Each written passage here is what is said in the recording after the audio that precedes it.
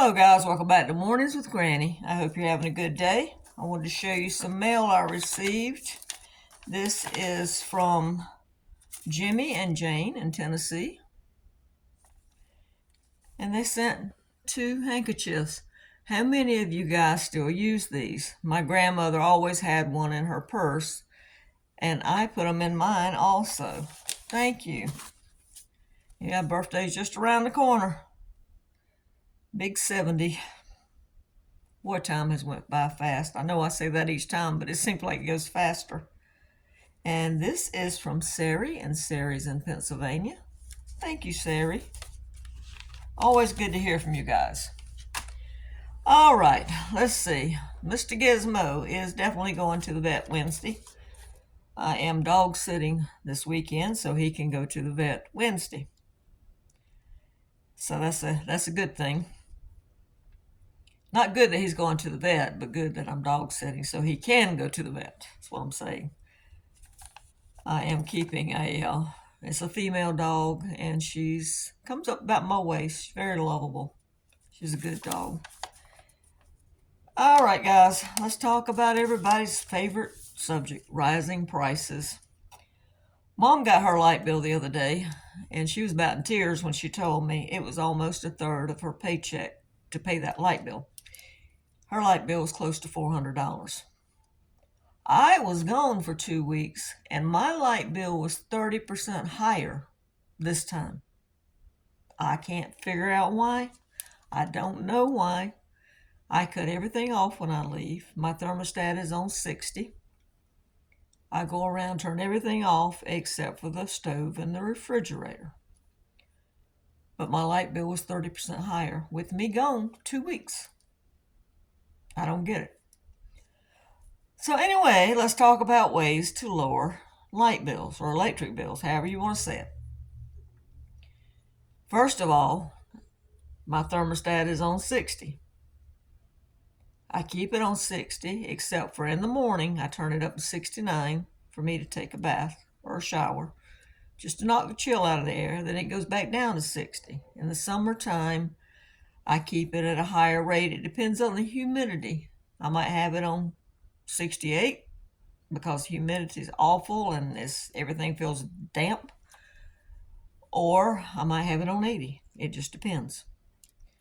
So I'm a little more funny about my air conditioning than I am with the heat because I can layer up and get warm.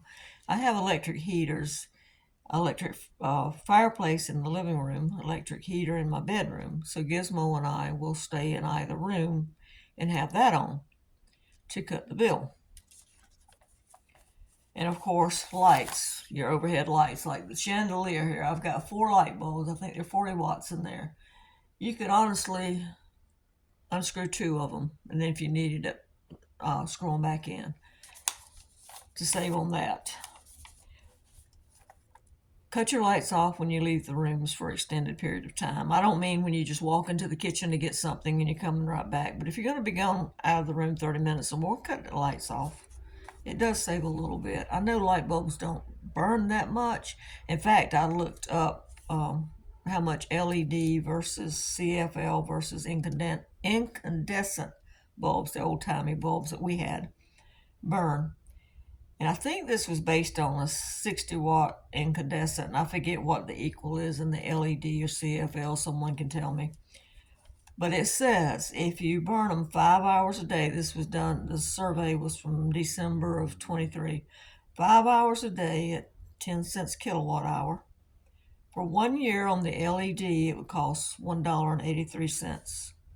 If you're using a CFL, it would cost $2.56 for a year. And if you're using the older type, the incandescent bulbs, which I still have a few, it costs $10.95 a year. That's still not much, but when you add it on top of everything else, it adds up. So it's going to cost you at first to buy the light bulbs, but in the long run, it pays back. I was fortunate. I was in a buy Lowe's in Greenville a few years back, and they had a clearance table, and it was full of light bulbs. And I bought them. They were LED, CFL, flood lamps, regular incandescent, and I bought them, penny a piece. So I bought all they had for a penny a piece. So I gave my family light bulbs, and I had light bulbs. Still have. I'll probably have enough light bulbs for the rest of my life. You could put the lights on a timer if you wanted to, or a dimmer switch. That would help a little bit on your light bill. Like I said, lights don't burn that much, but on top of everything else, it does add up. All right, let's see what else we got on here. I'm marking out as I go because I have everything written down because I won't remember. Another thing, when I worked at a motel, I worked as a cleaner and an inspector. We dusted the light bulbs. For one thing, to get the dirt off, dust, make it look clean. But do you know dust on a light bulb will cut the output of light by 25%? So dust your light bulbs if you don't already. Okay, let's talk about in the kitchen. You can save by getting small appliances, by using an Instapot, a slow cooker, or batch cooking, especially if it's something that's going to take a while, like in the oven, you're cooking a big meal. Cook enough for several days and freeze it. Heat it up later. Like I use my toaster oven a lot because I don't want to heat that big oven up just to fix a couple of biscuits or some toast or something. Anything that fits in my toaster oven goes in my toaster oven. My oven hasn't been cleaned since I bought it because I haven't used it enough for it to get dirty. So that tells you how much I use my toaster oven. That has been cleaned several times. Another thing to do is what I do is, we go in the kitchen at night, we get a snack, we get water, we get a drink, whatever. I got these. Someone sent me an Amazon gift certificate, and these were $12 or $13, I forget which. But they're LED cabinet lights. They're motion sensor. They got a magnet on the back, and they also come with, let me find it. You can put this on there, a sticky pad to stick onto something if you don't want to put it on something metal. I put this on my stove right next to the dials, between the clock and the dials. When I walk in the kitchen at night, it's motion sensor. It comes on. I don't have to flip the light on to get Gizmo's food or get my drink or put a dish in the sink or whatever. This automatically comes on. Now, I don't know how long the batteries are going to last. I already had batteries. I don't know how long they'll last. We'll see. I have one in my bathroom and I have one in the laundry room. So when I walk in that area, the light comes on. I don't have to flip the lights on. I think it's a good thing. You might not, but I do. Let's see what else. Oh, the laundry room. I'm going to say don't use the dryer.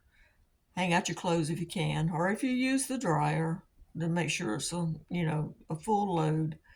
And same thing with washing clothes. Make sure it's a full load. Use less water, use less electricity.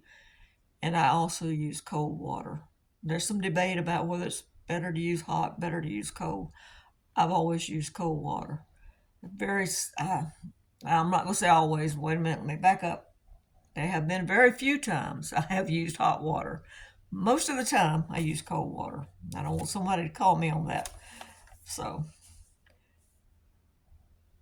and dryer pulls a lot. So if you can, hang your clothes out or hang them inside. I watched the Frugal Queen in France, and I like her idea of she's got a clothesline in the house that she hangs clothes on. And she's got also some good videos on saving money on electricity, like using solar, for example. If you can afford to use solar, that's great. They're using solar power stations. Watch her video on that. And another thing is to insulate. In the older houses, we really had air pouring in around our windows and doors, so we would put plastic or shrink wrap up over the windows in the wintertime. And we would make tubes, you fill them with rice or sand or whatever, you make them out of cloth, and you put them up against the gaps at the bottom of the door. You could use pool noodles, cut them to fit. We used weather stripping to put around to keep the cold air out. We've even, when it was really bad, we've even hung blankets up over the doors or windows to keep the cold out.